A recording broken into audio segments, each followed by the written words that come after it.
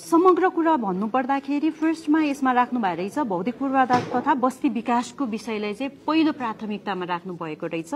यसको चाहिँ सर्वप्रथम अब सायद टाइपिङ मिस्टेक होला, धादिङ तिप्लिङको कुरामा तिपलिङ होइन तिप्लिङ हो। यसलाई सुधार्नको लागि अनुरोध गर्न चाहन्छु र गरिनेछ भन्ने कुरामा अघि नै मैले समर्थन गरिसके भने छुटिएको कुराहरू म पुनः दोहोर्याउन चाहन्न। मैले पनि बुदागत रूपमा टिपेको थियो, यहाँ नदेखेको कुरा जुन बुढी गण्डकीको कुरामा हामी धादिङको सांसदहरू सबै पहिलाको पूर्व प्रधानमन्त्री हुँदाखेरि नै हामी एउटा डेलिगेसन पनि गएका थियौं। यसको विषयमा हामीले उहाँहरूलाई ध्यान आकर्षण गराएका थियौं। अब मन्त्रीज्यू नै स्वयं हुनुहुन्छ।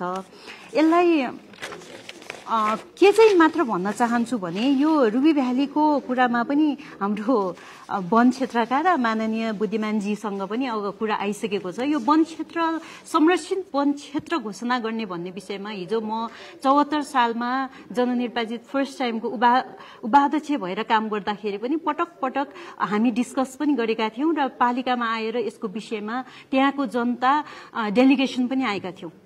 यो संरक्षित घोषणा गर्दाखेरि वन क्षेत्रलाई चाहिँ संरक्षित क्षेत्र घोषणा गर्दाखेरि चाहिँ हाम्रो अधिकार पक्कै पनि खुम्जिन्छ।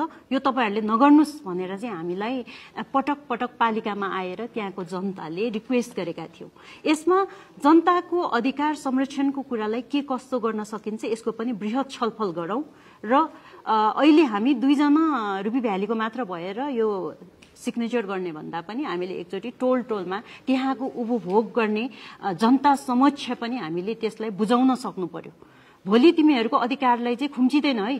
तिमीहरूले जुन भोग चलन गरी आइरहेको दाउरा होस् घाँस होस् या त तिमीहरूलाई यसबाट वञ्चित गरिदैन भन्ने कुरा चाहिँ उहाँहरूलाई विश्वास दिलाउन सक्नुपर्छ। तब मात्र यो संरक्षित क्षेत्र घोषणा गर्नको लागि चाहिँ तपाई हामी सबैको पहल रहन्छ भन्ने कुरामा चाहिँ म भन्न चाहन्छु।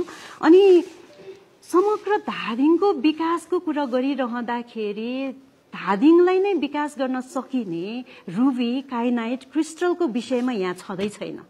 यसलाई पनि बुदागत रूपमा हामीले राख्न सक्नुपर्छ। तब मात्र अब आर्थिक विकासको कुरा त राखिएको छ।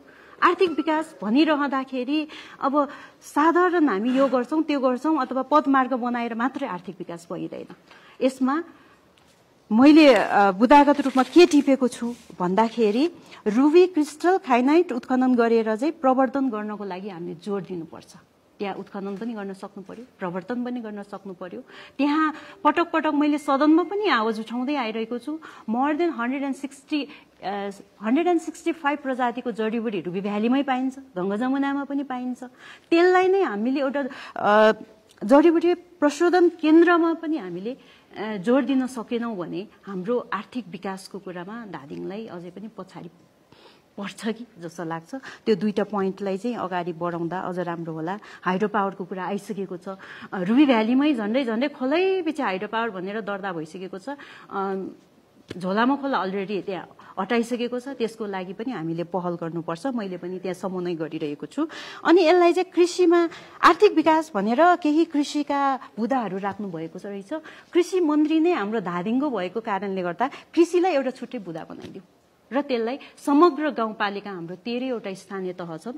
13 वटा स्थानीय तहमा कुन पालिकामा चाहिँ के को सम्भावना बढी छ त्यसलाई एउटा पकेट क्षेत्रको रूपमा चाहिँ अगाडि बढाउँदाखेरि राम्रो होला कि भनेर जस्ट मेरो सुझाव हो। यहाँ म भन्दा सबै अग्रजहरू हुनुहुन्छ हैन।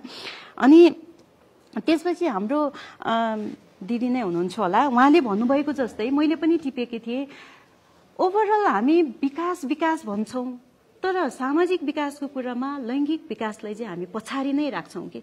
इभन म अहिले एउटा प्रतिनिधि सभाको एउटै मात्र लेडिज सांसद यहाँ हुँदाखेरि पनि त्यहाँ मैले पनि अनुभव गर्न सक्छु। त्यसैले अब त्यसलाई मैले अब धेरै चाहिँ भन्न चाहन्न, अनुभव गर्न सक्छु।